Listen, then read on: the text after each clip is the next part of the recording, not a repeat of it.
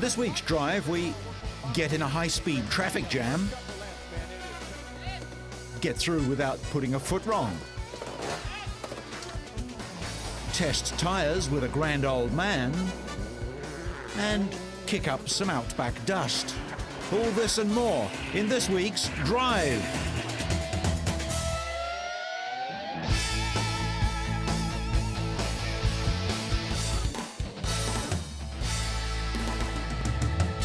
And 9-degree banked in the straightaways. Let's go trackside. We start this week with another round of the NASCAR series, this time at the Dover Speedway in Delaware, known as the Monster Mile, one of the most difficult tracks on the NASCAR circuit. So gallantly streaming, and the rockets red glare. We're shaking, so can I have an extra shot off the tee? And now we're done. And let's go racing. Here they come, and let's go. Boogity, boogity, boogity. Go, boys.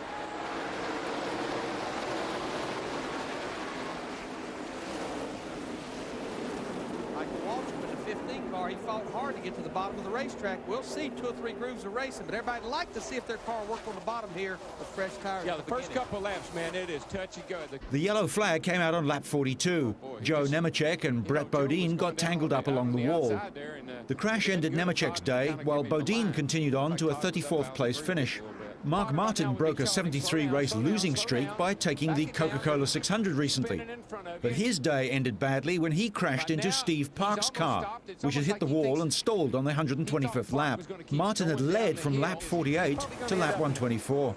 Rookie Jimmy Johnson was 10th after most drivers stopped for fuel with 92 of 400 laps remaining, but he passed 4-time Dover winner Ricky Rudd to take the lead on lap 363. He stayed in front when Ken Schrader blew his engine with 37 laps left. It was the second victory of the season for Johnson, whose car is owned by Jeff Gordon and Hendrick Motorsports. Johnson also had the strongest car in the Coca-Cola 600, but lost after making mistakes, including overshooting his pit stall late in the race. His first victory came in Fontana, California. It's an exciting time.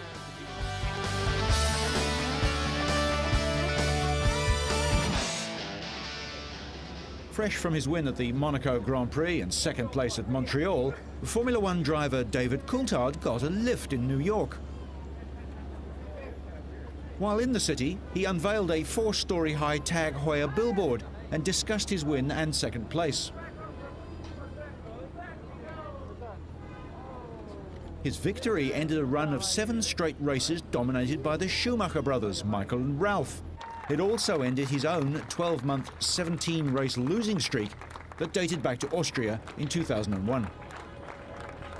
Monaco could be considered as several drivers' home Grand Prix, but for David, the opportunity to stand for a second time beside Prince Rainier and his family, and also at the gala dinner afterwards, made Monaco a magical weekend on the Formula One calendar. Well, it was difficult having him breathing down my neck for most of the laps of the end of the Grand Prix, but I think that adds to the satisfaction of actually winning the Grand Prix, because you know, Michael's clearly an outstanding driver of his time. He's won more Grand Prix than anyone else, and you know, I have the basic confidence that I can beat him, and it's great to be able to go out and prove that in such a prestigious event as the Monaco Grand Prix. David's looking forward to the next event. It's a track that we've gone well at in the past, but I think that our performance this season hasn't really particularly suited that type of track, so it may be a bit of a compromise this season, but nonetheless we love the whole event there, and it's, you know, clearly the goal is to go there and win, but if you can enjoy the venue that you're actually racing at as well, that makes a big difference. So this is a great period for Formula One. Swiss watchmaker Tag Heuer is the official timekeeper of Formula One and a sponsor of the McLaren Mercedes Formula One team. The 4-story billboard, Tag Heuer's largest in the world, is part of a new ad campaign.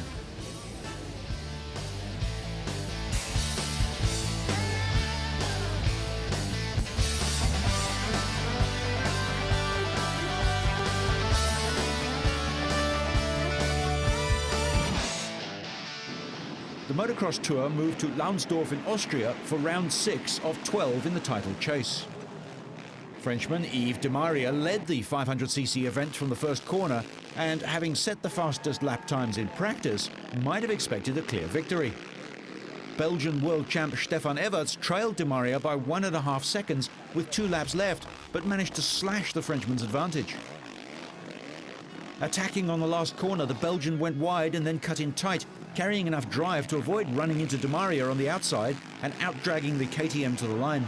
It was a brilliant victory for Everts, extending his lead in the title to 23 points over compatriot Monique Berfoots. Well, my last chance was the last corner, and I went wide, and I cut off, and I passed him, and that was a great race. I'm so happy. In the 250cc race, Frenchman Michael Pichon suffered an unusually poor start, but soon found the form that has taken him clear in the overall standings. The reigning champion cut his way through the pack, and after moving into the lead, continued to extend his advantage out in front to complete his 4th successive victory of the season and 5th in 6 starts. Ireland's Gordon Crockard was 2nd and New Zealander Joshua Coppins 3rd. Pichon now leads Coppins in the overall standings by 22 points. Having placed 5th in the 250s, Britain's James Dobb claimed 2 top 5 finishes in one weekend with a win in the 125cc class, giving KTM something to celebrate at their home event. Wearing the number 1 plate, Dobb passed Italian Alessandro Puzzar at the same corner where Everts had passed Di Maria in the 500s, and then reeled off the last laps to win by 5 seconds. Puzzar claimed 2nd and Philippe de Pasquier of Switzerland was 3rd. France's Michael Machiot recovered from a crash on the first lap, but climbed back to 6th and still leads overall by 15 points.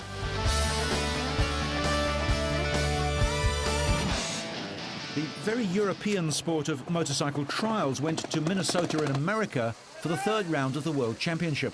Day 1 was warm and dry, but overnight it got cold and the second day was less than 10 degrees, although the 15 rocky sections would remain fairly dry. For the second day running, world champion Dougie Lampkin found himself locked in battle with his Montesa HRC teammate, Takehisa Fujinami, with the Japanese rider trailing him by just 1 mark after the opening lap. But he failed to get through section 2 on the second day, and Lampkin knew his chance of victory had virtually disappeared. The Briton had to concede defeat as his unbeaten run came to an end. Fujinami was almost flawless on the second day. The Japanese rider had collected 8 points on the first day to Lampkin's 7. He negotiated the circuit with great composure to end with only 3 penalties for a total of 11, while Lampkin accumulated 8 on day 2 for a total of 15. Spanish riders took the next 4 places, with David Cobos completing the day for Montesa HRC by claiming 3rd place, 1 point better than compatriot Mark from the Sherco team. After 3 rounds of this season completed, Lampkin still leads the overall standings with 117 points, 22 points ahead of Fujinami. There are 5 more rounds in the championship, with the final in Japan in September.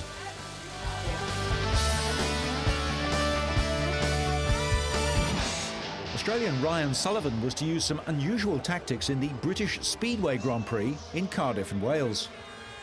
An enthusiastic crowd packed the Millennium Stadium as Sullivan, on bike 4 on the outside, lined up against fellow Australians Lee Adams on 5, Todd Wilshire on 8 and Sweden's Mikael Karlsson on 7 for the final 4-lap race. Adams grabbed the whole shot, but too much traction saw his bike wheelie, forcing him to back off momentarily. At the end of the first lap, Sullivan goes from last to first in a daring manoeuvre that sees him go wide and right onto the wall to slingshot to the front of the pack. He repeats the move to extend the straight and finds extra grip, staying in the lead. With previous championship leader Tony Rickardsson of Sweden eliminated earlier, Sullivan, ranked number 4 in the world, took his chance to score his first series win after finishing 2nd in the first race in Norway.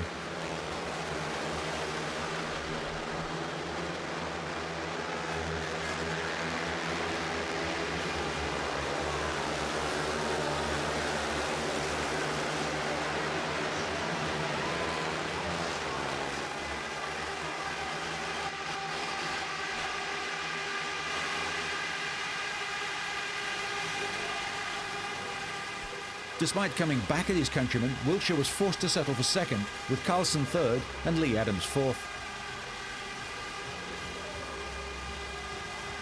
I desperately wanted to win here and pull some points back with Tony, and I think it's been the perfect scenario, you know, and I'm so happy I've broken the drought. The win leaves Solomon tied with Rickardsson at the top of the world rankings, both on 58 points after 3 rounds.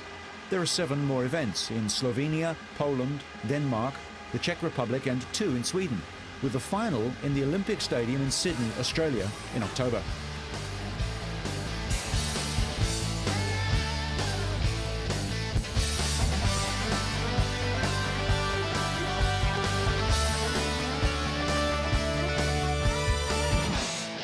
Like all forms of sport, the actual contests are just the brief, visible results of intense work by many people over months or years.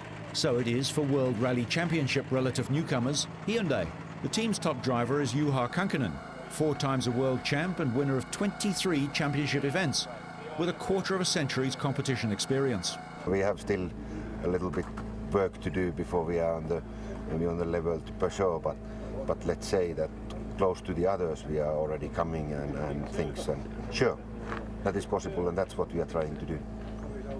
Periods between events are spent testing new parts and developments. The idea was that I do quite a lot of testing and development work with the car, and if you do 14 events you don't have much time to concentrate especially for testing, and that was the idea that I do. But could be, because we were just talking, that it could be that I do the last 2 tarmac events as well, because I'm going to do some testing on tarmac, so it might be nice to do the rallies as well at the same time. Team Chief Engineer Graham Moore is depending on Juha. I've worked with Juha in the past, and he's 4 times world champion, so he can bring a lot of wealth of knowledge to the team, for sure. At this not-so-secret testing session, the team were trying out some tyre and suspension settings. Note that Juha and his co-driver, Juha Ripo, are not wearing their flameproof overalls because, for the moment, they're not really going very hard. The test session is to give all the crews and technicians experience on gravel sections similar to those that they can expect on upcoming rallies.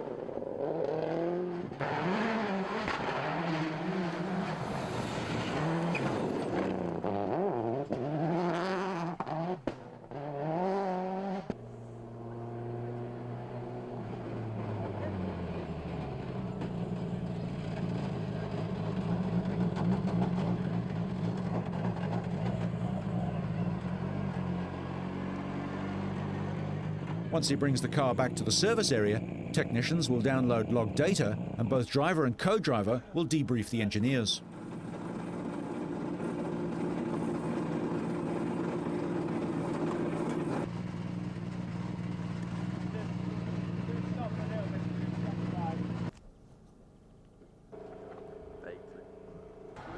Day 2 and the team's Belgian star, Freddie Loix, will take out his car and try out still more tyre designs. But he and co-driver Sven Smiertz are dressed to go harder.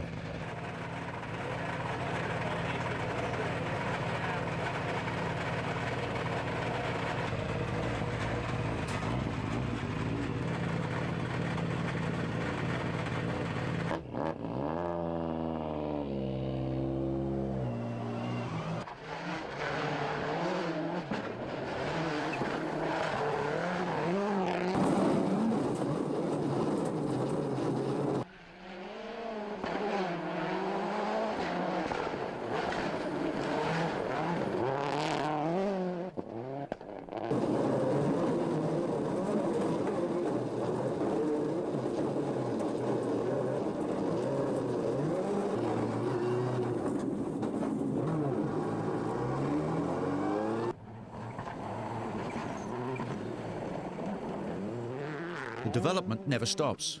Making one change may affect lots of other things, and all the drivers have an input. Yeah, the boys are working very hard. MSD is working flat out, so it's very good as driver to see that everybody is that motivated. Freddie also knows that winning won't come easily. Let's say it's going to be quite difficult, but we have been improving so much the last 3-4 months that I really hope we can finish already somewhere on the podium on the end of the year. That should be a fantastic thing. Concentrated testing throws up still more areas to work on. No, I mean the drivers really, one day isn't enough.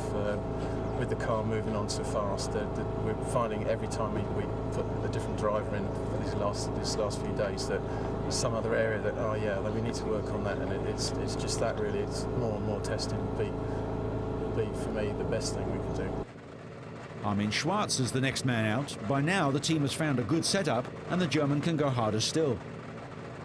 But everyone knows the other teams will be testing and developing just as hard. Although their car is better than it was, it will have to be better still if Hyundai is to be a serious challenger for championship honours.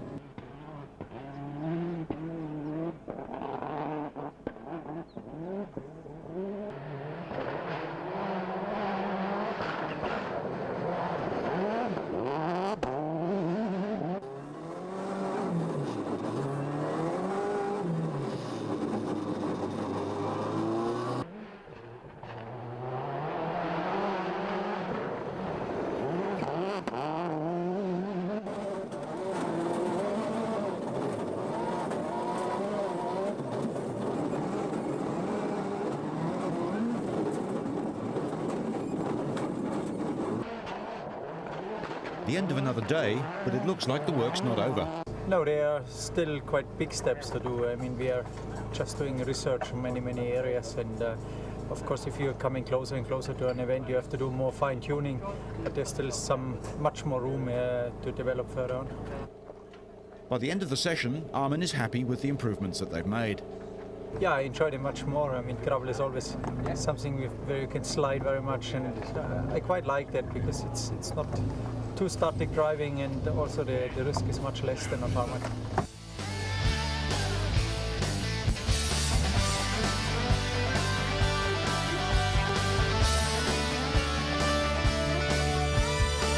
We stay in the dirt and go off-road in Australia for the 2002 Outback Challenge. Greg McClintock and Eric Marquez bought their Jeep CJ7 all the way from Alaska to take on the Aussies in their own backyard. The challenge is based around the mining town of Broken Hill, the gateway to the Outback. The prologue is held at the Line of Lode, the fabulously wealthy mineral outcrop that provides the reason for Broken Hill's existence.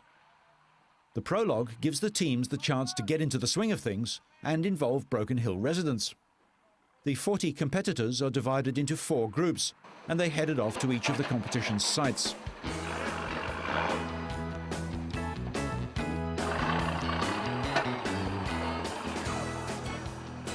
Celia and Eugene Barry are back for their 3rd Outback Challenge in their Suzuki Vitara, or most of it.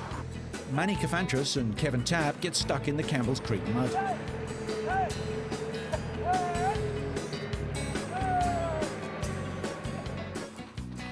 Brett Sawyer checks the water, and Dallas Rundle drives the Maverick across.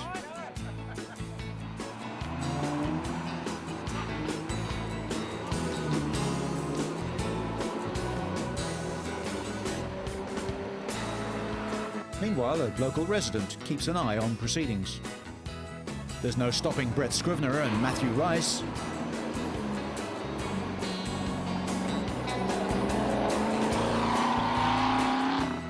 The Outback Challenge aims to find the best four-wheel drive team who can handle different surfaces and show the skills you need to drive and survive in the back of Beyond.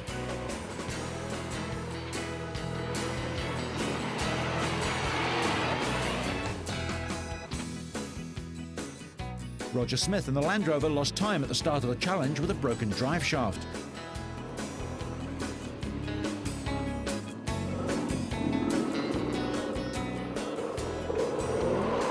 Chris Hummer upheld British honour though and went on to finish 3rd in his Rangy. Steaming along, Brad Scott has been making heavy work of the sand in his Maverick.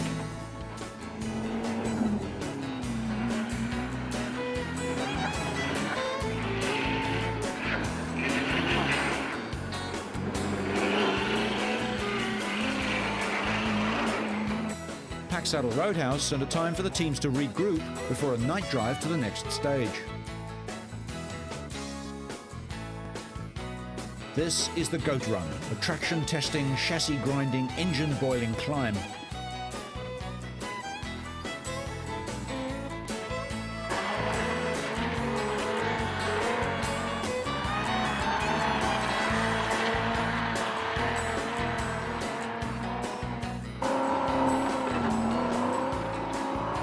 Wayne Smith went on to finish second in the Range Rover.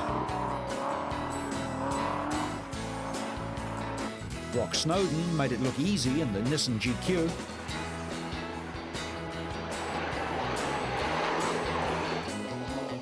Winch and recovery skills were put to the test in the mud. Alan May and Peter Roberts came to a watery halt.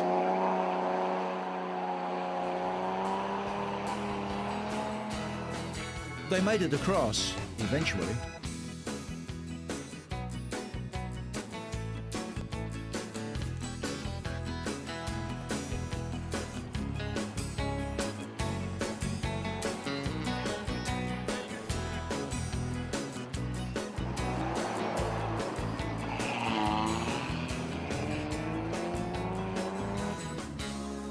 Alan McMullen and Stuart Blegg in the well-engineered Jeep Wrangler take on the mud near Nanduka. They also made a successful crossing of the lake.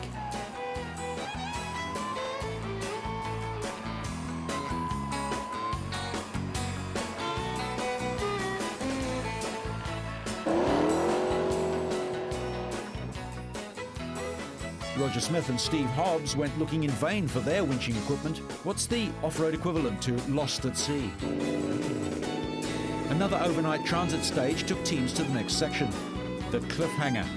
You could winch up or take Clay Mongan and Mark Beals' option of driving the bank after using the winch anchor to plough the creek's wall.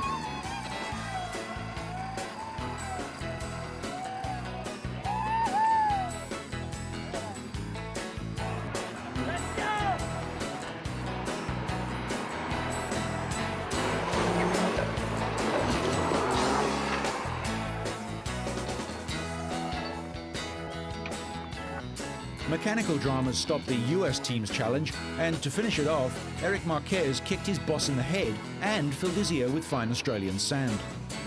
First overall winner of the Warren ARB Outback Challenge 2000 is car 28. So it looks like Alan and Stuart will be back in the Jeep next year to defend their title.